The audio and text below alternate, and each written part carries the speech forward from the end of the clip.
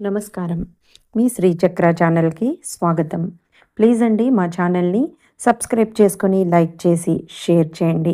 కింద ఉన్న డిస్క్రిప్షన్‌లో మా ఇతర ఆడియో లింకులు కూడా ఇచ్చున్నాము. ప్లీజ్ మీరు వీలు చూసుకొని వాటిని కూడా ఒక్కసారి విని మీకు నచ్చితే కనుక మీ గ్రూప్స్ అన్నిట్లో ఫార్వర్డ్ చేసి మాకు సపోర్ట్ అందించండి. Thank you.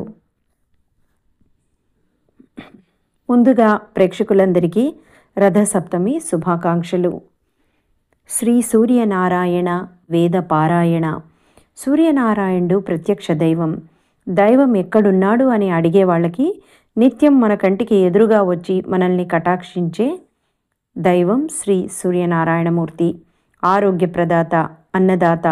ఈరోజు రథసప్తమి చాలా విశిష్టమైన పర్వదినం. మాఘమాసంలో వచ్చే శుక్లపక్ష సప్తమి నాడు ఈ పండగ జరుపుకుంటారు. సూర్యుడు ఏకచక్ర రథం మీద 7 గుర్రాలెక్కి మనల్ని కటాక్షిస్తూ ఉంటారు. ఆయన 7 గుర్రాలు 7 రంగుల్లో ఉంటాయి. రోజు సూర్య నమస్కారాల వల్ల శరీరంలో అవయవాలు సరిగ్గా పనిచేస్తాయి. రథసప్తమి రోజున సూర్య భగవానునికి పరమాన్నం వండి నైవేద్యంగా సమర్పిస్తారు. సకల దేవతా స్వరూపమైన ఆదిత్యుని ఆరాధించడం ద్వారా శక్తి, తేజస్సు, ఆరోగ్యం, ఐశ్వర్యం లభిస్తాయి. సూర్యుడు పొద్దున ఉదయించగానే వచ్చే నీరెండలో కాసేపు కూర్చుంటే సకల రోగాలు పోతాయి. డి విటమిన్ పుష్కలంగా లభిస్తుంది. రథసప్తమి రోజున స్నానానికి ఒక ప్రత్యేకత ఉంది.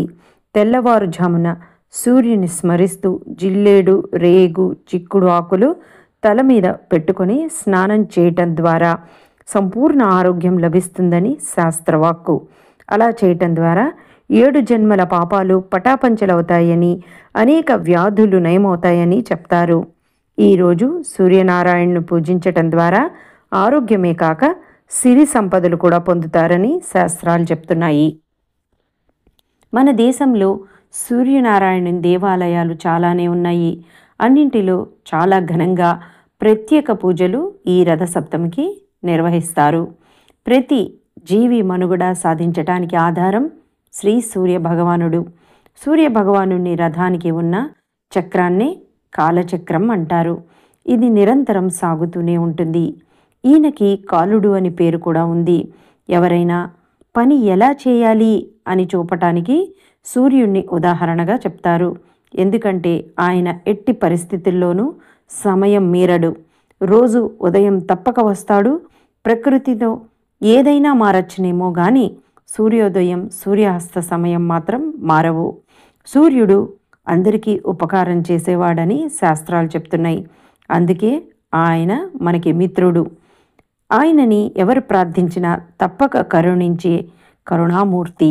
దీనికి ఉదాహరణ రామాయణ యుద్ధంలో రాముడు అలసిపోతే అలుపు రాకుండా శక్తి ఉండటం కోసం అగస్త్యుడు రామునికి ఆదిత్య హృదయాన్ని ఉపదేశించాడు.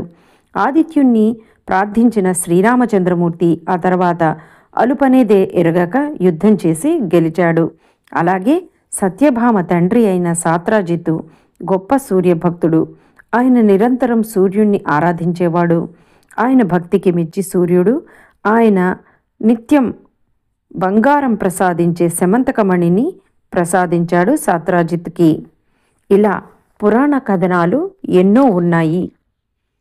అదితి కశ్యపుని కుమారుడు సూర్యభగవానుడు. మహా తేజోవంతుడు.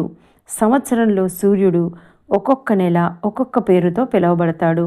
చైత్రమాసంలో ధాత అని, వైశాఖంలో ఆర్యముడు అని, జ్యేష్ఠంలో మిత్రుడు అని, ఆషాఢంలో వరుణుడు అని, శ్రావణంలో ఇంద్రుడు అని, భాద్రపదంలో వివస్వంతుడు అని, ఆశ్వీజంలో త్వష్ణ అని, కార్తీకంలో విష్ణువు అని, మార్గశిరంలో అంశుమంతుడు అని, పుష్యంలో భగుడు అని, మాఘంలో పూషుడు అని, ఫాల్గుణంలో పర్జజన్యుడు అని పిలువబడతాడు.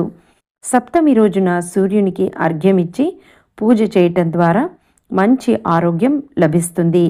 కొంతమంది ఈరోజు పెద్దవారికి తర్పణాలు కూడా వదులుతారు.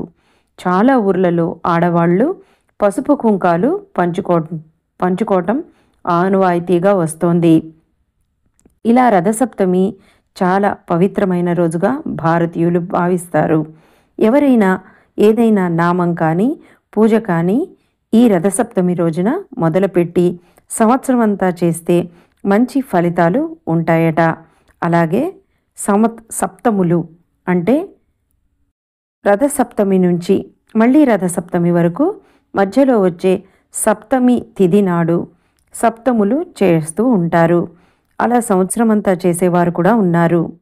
ఇలా ఆదిత్యుణ్ణి రకరకాలుగా ఆరాధించి ఆరోగ్యాన్ని ఆయుష్ని పొందుతూ ఉంటారు. ఓం నమో భాస్కరాయ నమః. సూర్యుని ఆరాధిద్దాం, ఆరోగ్యంగా ఆయుష్తో అష్టైశ్వర్యాలు పొందుదాం. ఓం నమో శ్రీ సూర్యనారాయణాయ నమః. మీకు మా ఛానల్ నచ్చితే కనుక తప్పకుండా సబ్స్క్రైబ్ చేసుకొని లైక్ చేసి షేర్ చేయండి. ఇంకొక వీడియోలో మళ్ళీ కలుద్దాం. అప్పటి వరకు హరి ఓం.